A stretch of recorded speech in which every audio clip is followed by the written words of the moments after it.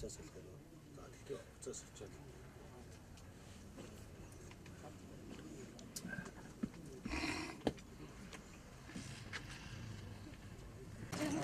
Тэтгэврийн тэнцвэр төрсөн болохоор зөвлөг оюун ухааны тэнцвэр төрсөн болохоор тэнцвэр хааны өршин зүйлсийг хааны багын төрсөн болохоор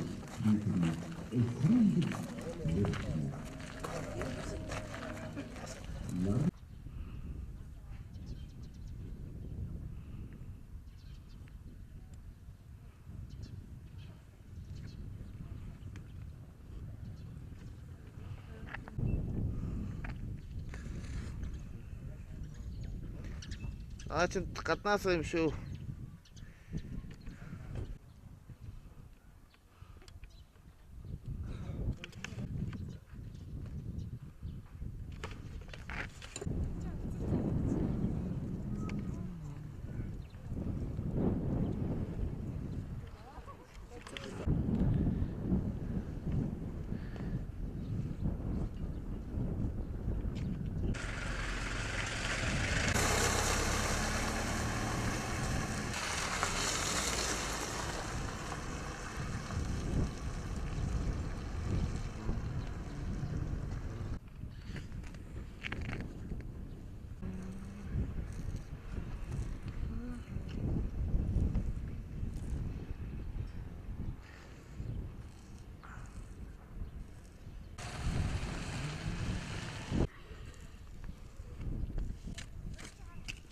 Шүү. Хэлнэ. Үүдэг яриа гэж бодож байгаа. Зайлшгүй шаардлагатай бас юм уу? Билбиг сэтгэлсэн нэр байгаа. Багсах бодлого яриа гэж. Саяны хөрөнгөний асуудлыг шийдчихсэн байдаг. Хүнтэй болж байгаа манай цаазын шинийн дөрөнд софтвер сумыг 330 милион гэж шарагч жаам би урьж байна. Шарагч жаам гараад ирээ. Шиндэ. Баярлалаа.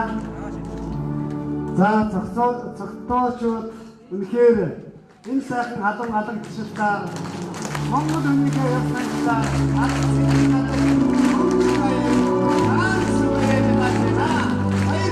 Өмнөдөө цогцолтоочуудаа би танахтаа хайртай. Би танахтаа танаар гомдсон юм аа. Бүгдээ үнэхээр Монголын төрийн бодлогыг найрын гэлтүүлсэн таавдын надад таавдын сонгуульаар ахаад 12 жил төрийн бодлогыг ангилах дээрээс нь нас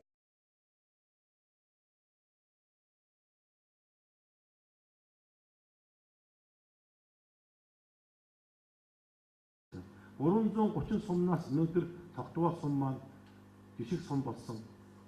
Дэд бүтэц сайтай байна. Хүмүүс нь юм нийтлэлтэй байна. Цаашлаа бид нар хэдэн жилийн дараа бид нар аль сумаас илүү орон сууцтай тийм сум болно гэж би итгэж байна. Өмнөг аймгийн төвийнх нь одоо жишээг ингээд хэлэхэд бид нар ингээд 2002-оос 2012 он 148 айлын орон сууц байсан байна л да. Тэгэхээр 2012-оос 2016 оны хооронд 847 айл, 16 онд 400 айл орон сууц ингээд байж байна.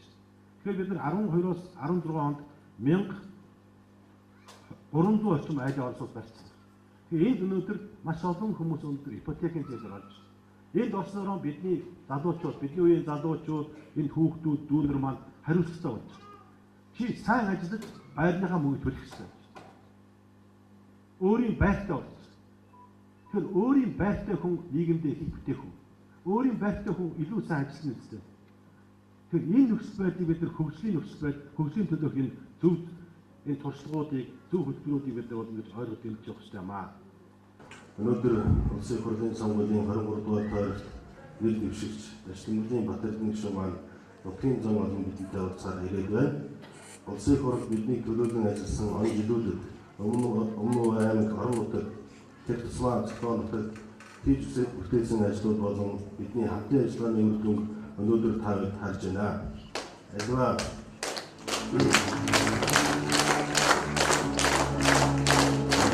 ажлын улсын санаачлах арга барилыг та бүднээс гарч аймаг орон нутагт дэмжигдэн дээд шатндаа шийдвэрлэж эргээд ард түмний бүтээлч хөдөлмөрөөр бүтээн байгуулалт болж өрнөдөг үлээ. Яг энэ зарчмаар шинэ сум төсөл хөтөлбөр маань амжилттай хэрэгжиж Монгол улсын хэмжээнд сонгогдсон 16 сумын нэг нь цогтоо болж чадсан юм а.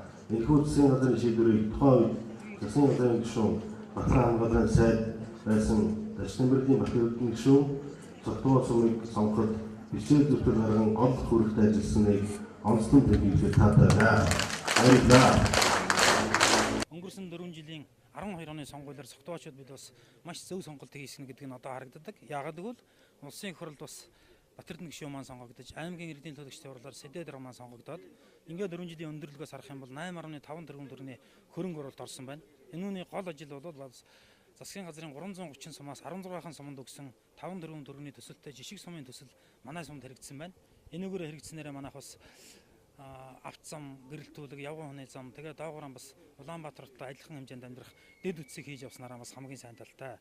Хамгийн түрүүний айл бохиртой, цэвэртэй эртний усандаа ороод усаа аваад ингээд амьдрэх ийм сайхан боломжийг нээж өгсөн ийм сайхан 4 жилийг өнгөрүүллээ.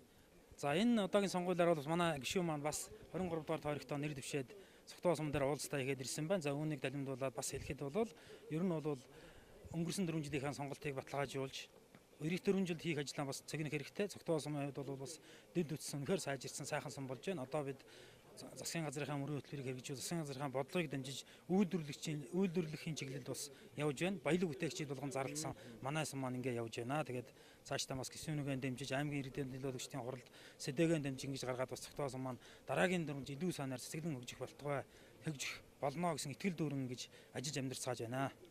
Өмнөний говийн хоймор болсон цогтоочууд бидэнд төрийн төвшөөгийн сонгох хамгийн одоо хариуцлагатай ийм цаг мөч маань тулж ирээд байна. Өнөөдөр гишүүн маань одоо ард иргэдтэйгээ уулзах гээд одоо ингээд нутгийн зон олон цугларч байна. 4 жилийн өмнөх цогтоо одоо бол маш их өөр болсон.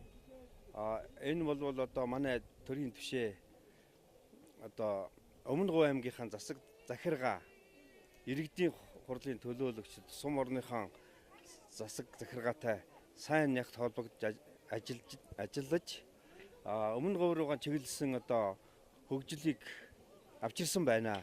Энэ бол одоо хамгийн одоо нэгдүгээрт энэ сайхан зам Өмнө Говийг холбосон.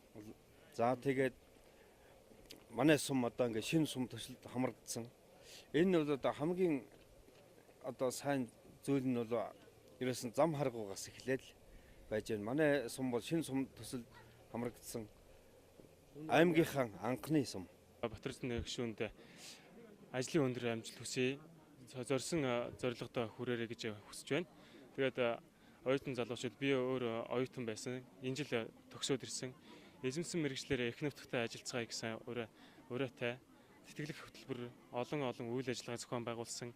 Тэгээд энэ тэтгэлэг хөтөлбөр нь бол маш боломжтой.